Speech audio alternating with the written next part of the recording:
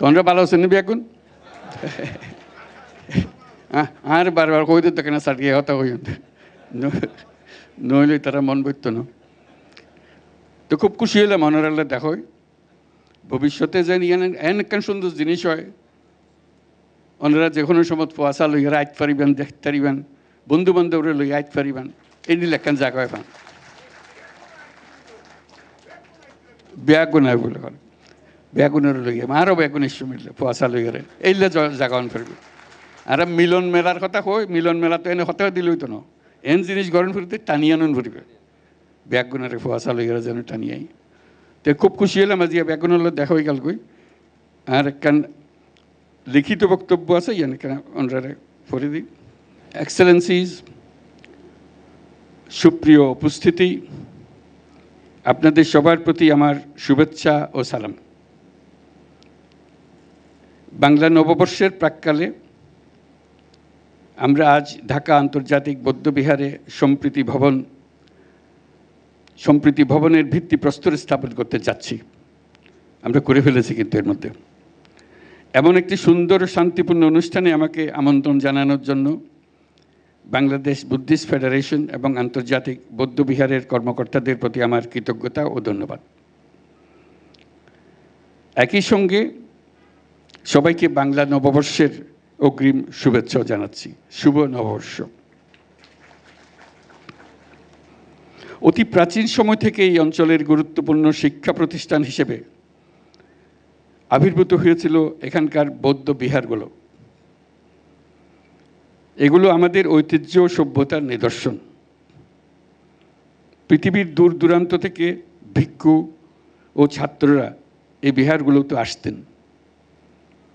মহামানব বুদ্ধের শান্তি ও সম্প্রীতির বাণী বিশ্বে ছড়িয়ে দিতেন। শুধু ধর্মীয় আচার ও শিক্ষা নয়, সমাজের জনকল্যাণকর কর্মসূচিরও কেন্দ্র ছিল এদেশের বৌদ্ধ বিহারগুলো। মহামানব গৌতম বুদ্ধ বিশ্ব মানবতার কল্যাণে সম্প্রীতি ও সাম্যের বাণী প্রচার করেছিলেন। বৌদ্ধ ধর্ম জীবজগতের সকল প্রাণীর মঙ্গল কামনা করে। মহামানব বুদ্ধ বলেছেন, শান্তি সুখ থেকে আমরা কাউকে বঞ্চিত করতে পারি না, এমনকি ক্ষুদ্র জীব থেকেও বঞ্চিত করতে পারি না। এদেশের বৌদ্ধ পণ্ডিত অতীশ দীপঙ্কর বিশ্ববরণ্য এক মহাপণ্ডিত। মহামানব বুদ্ধের বাণী তিনি বহন করে দিয়েছিলেন সে মহাচীনের তিব্বতে। চীনে এখনও তাকে সর্বোচ্চ মর্যাদায় শ্রদ্ধা জানানো হয়। বৌদ্ধ ধর্মের নিদর্শন, স্থাপনা, ঐতিহ্য ও পণ্ডিতগণ মানব সভ্যতার ইতিহাসে অত্যন্ত গুরুত্বপূর্ণ। সুপ্রিয় উপস্থিতি, আমি বরাবরই বলে এসেছি, নানা মত, ধর্ম, রীতিনীতির মধ্যেও আমরা সবাই এক পরিবারের সদস্য। এদেশের হিন্দু, মুসলমান, বৌদ্ধ, খ্রিস্টান, পাহাড় ও সমতলের বিভিন্ন সম্প্রদায় ও জনগোষ্ঠী সব মিলিয়ে এদেশের মানুষের বিচিত্র ভাষা, সংস্কৃতি, ঐতিহ্য। আগামীকাল পহেলা বৈশাখ আমাদের এই সম্প্রীতির অন্যতম প্রতীক। প্রত্যেকে নিজ নিজ উপায়ে নিজেদের রীতি অনুযায়ী আগামীকালকে উদযাপন করব। আমরা সবাই সার্বজনীন এই উৎসবে অংশ নেব। আজকে আমি যেখানে আছি, এই আন্তর্জাতিক বৌদ্ধবিহার বাংলাদেশের সাম্প্রদায়িক সম্প্রীতির অন্যতম নিদর্শন হোক। প্রতিষ্ঠার পর থেকে এটি বৌদ্ধ ধর্মাবলম্বী সহ বাংলাদেশের জাতীয় স্বার্থ সংশ্লিষ্ট বিষয়ে গুরুত্বপূর্ণ ভূমিকা পালন করে আসছে।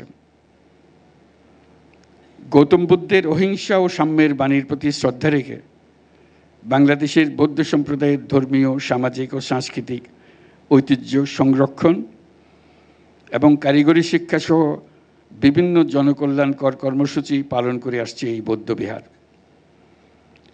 আন্তর্জাতিক বৌদ্ধবিহারের সম্প্রীতি ভবন বাংলাদেশের সম্প্রীতি ও মানবতার ঐতিহ্যকে ধারণ করে জাতীয় ও আন্তর্জাতিকভাবে গৌরবময় ভূমিকা রাখবে, এই আমার প্রত্যাশা।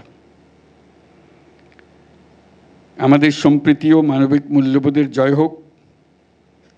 বিশ্বে শান্তি বিরাজ করুক এই কামনা করে আমার বক্তব্য শেষ করছি।